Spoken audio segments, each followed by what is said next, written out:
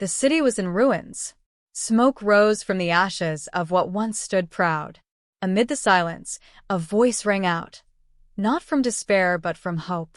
Listen, O Jacob. I am the first and the last. I have called you by name. Will you not return to me?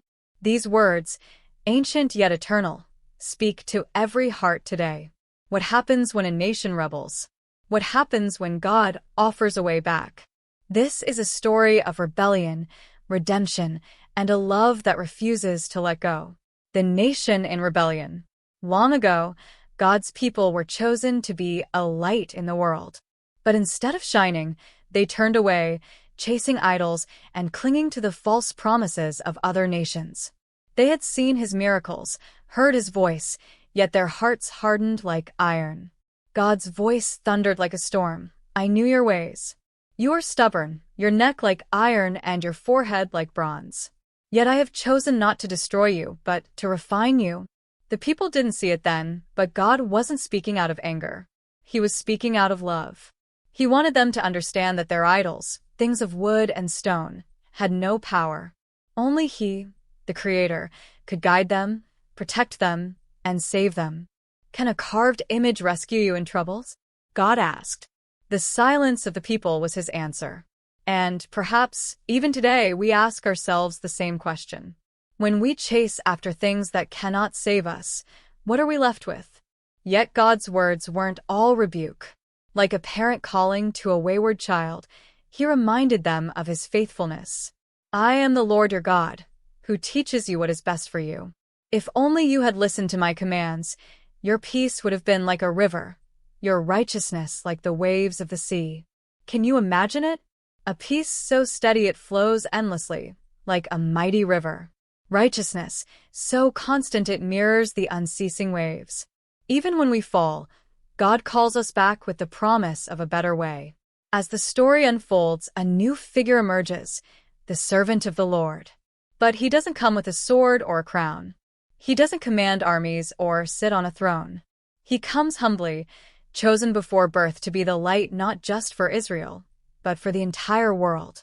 God declares, "It is too small a thing for you to restore the tribes of Jacob.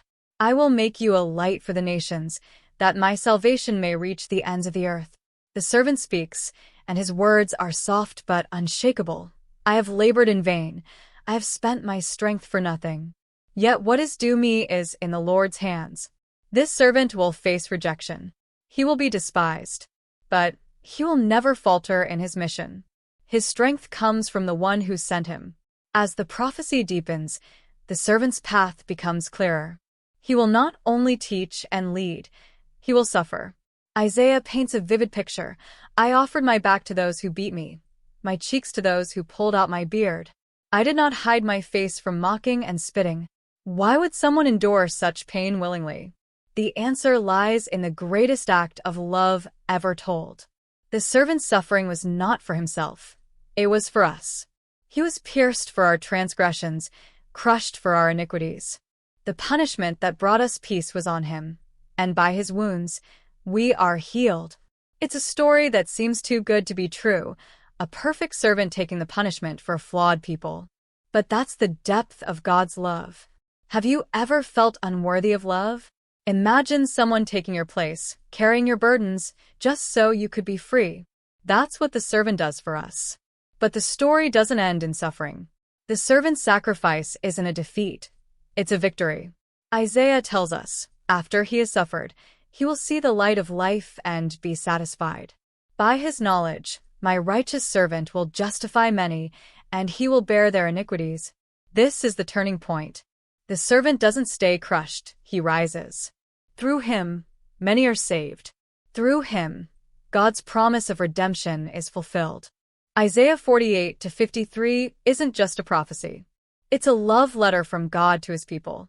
It's a reminder that even when we rebel, he calls us back. It's the story of a servant who took our place, bore our sin, and gave us peace. Today, that servant is Jesus, and his invitation is open to all. Let's pray. Heavenly Father, thank you for sending your servant to save us. Thank you for loving us even when we fall short. Help us to trust in your promises, to turn away from the things that cannot save, and to follow you wholeheartedly. We are grateful for the peace and healing that come through Jesus. In his name, we pray. Amen. If this story has touched your heart, please like, share, and subscribe. Let's spread the good news together.